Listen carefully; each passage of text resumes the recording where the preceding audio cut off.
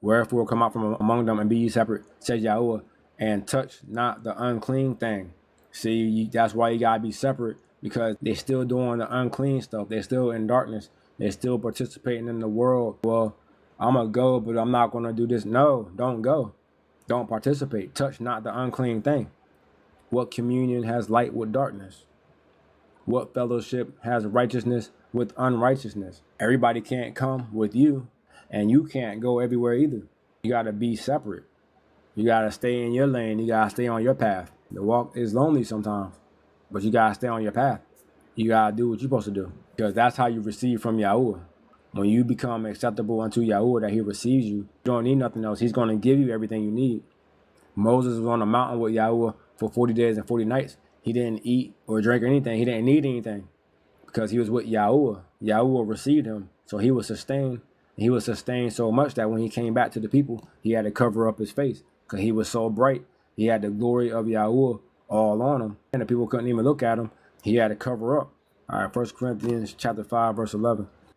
But now I have written unto you not to keep company, if any man that is called a brother be a fornicator, or covetous, or an idolater, or a railer, or a drunkard, or an extortioner, with such one do not eat. See, that go back to the verse. What fellowship has righteousness with unrighteousness? What fellowship does light have with darkness? None. Come out from among them, be ye separate.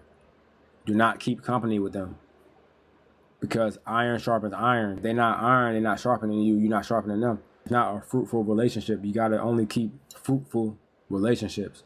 If the relationship ain't helping you grow, you shouldn't be keeping it. Don't be unequally yoked with non-believers. If the relationship ain't fruitful, let it go. When you're on a righteous path, you can't be keeping company with people that are unrighteous. It just don't add up. It don't make sense. You're on a mission. You're living for Yahuwah. So your relationships should reflect your righteousness. Your relationships should reflect your relationship with Yahuwah. Your relationships do reflect your relationship with Yahuwah. If you look around, everybody you're hanging out with is unrighteous and in darkness, doing a lot of sinful things. That must mean your relationship with Yahuwah is not that strong. Your faith with Yahuwah is not that strong. You can't serve two masters. You can't be 1 foot in and 1 foot out. You have to be in obedience to him. You got to live in faith. You got to be led by the Ruach HaKodesh. When you're led by the Holy Spirit is going to guide you. The Holy Spirit will bring it up to you like, oh, I shouldn't be hanging out with him.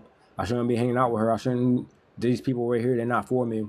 I should not go over here. I should not. That's what conscience is. Consciousness, that's being aware. That's awareness. The Holy Spirit makes you aware. Wisdom, communion, and conscience, that's what the Spirit is made of. So the Holy Spirit communicates to your spirit the wisdom, the communion, and the conscience. The conscience, don't do this, don't do that, go here, go there. Having awareness, the wisdom, bringing up the remembrance of the word and how to apply it to your everyday life. You'll get the scriptures popping up. That's how you obey the word. And plus, you have to meditate on the word day and night so you remember it. And the Holy Spirit brings it up.